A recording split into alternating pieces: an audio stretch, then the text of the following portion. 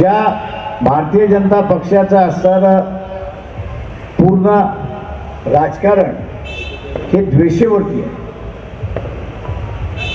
आपण बघत असाल की 10 वर्षाच्या कालावधीमध्ये त्यांनी एकही मुस्लिम समाजाचा असणारा उमेदवार म्हणून दिलेला नाही। आम्ही असा विचारतो की 15% या देशामधला मुसलमान, फाळणीच्या वेळी ज्याला जायचं होतं तो गेला, ज्याला राहायचं होतं तो इथे राहिलेला। तुम्ही हे द्वेषाचं राजकारण किती दिवस करणार? आणि हळूहळू असं दिसतंय की काँग्रेस सुद्धा त्याच पावलावरती पाऊल त्या ठिकाणी ठेवायला लागलेली आहे आणि मुस्लिम समुदाय असेल किंवा जैन समुदाय असेल ज्याला उमेदवारी द्यायची नाही ही भारतीय जनता पक्षाची जी भूमिका आहे तीच भूमिका आता काँग्रेस घेते अशी असणारी परिस्थिती। आम्ही वंचितांचं राजकारण करतो, उपेक्षितांचं राजकारण करतो, समाजामध्ये बाहेर टाकलेल्या माणसांचं राजकारण करतोय। आणि म्हणून आम्ही असताना ज्यावेळेस पंतप्रधान बोलायला लागले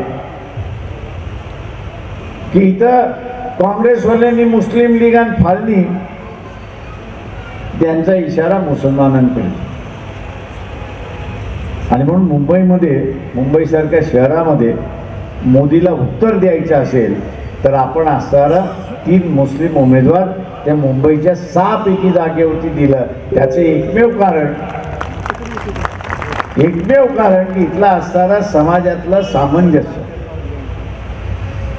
हा एक भाग, आणि दुसऱ्या बाजूला आपण समाजाचा हिस्सा आहोत, अजून बाहेर फेकला गेलेलो नाही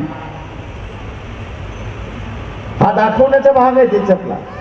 उद्या निवडून कोण येईल हा वेगळा भाग, पण राजकीय पक्षाच्या हातामध्ये काही आहे तर राजकीय पक्षाच्या हातामध्ये आहे की आम्ही सर्वांना घेऊन चाललेलो आहोत, आणि सर्वांना घेऊन चालत असताना आपण उमेदवारीच्या माध्यमातून त्या ठिकाणी दाखवू शकतो। आपण उमेदवारीच्या माध्यमातून त्या ठिकाणी दाखवू शकतो की आम्ही सर्वांनाच घेऊन चाललेलो आहोत, कोणाला एकाला घेऊन चाललेलो नाही। शेवटी मताच्या स्वरूपामध्ये निवडून येतो तेव्हा त्या उमेदवाराच्या संदर्भात लोकांचं काय मत आहे हे आपण तिथे मांडू शकत नाही। लोक ज्याला निवडून देतात तो आपला प्रतिनिधी होतो, अशी असणारी परिस्थिती आहे।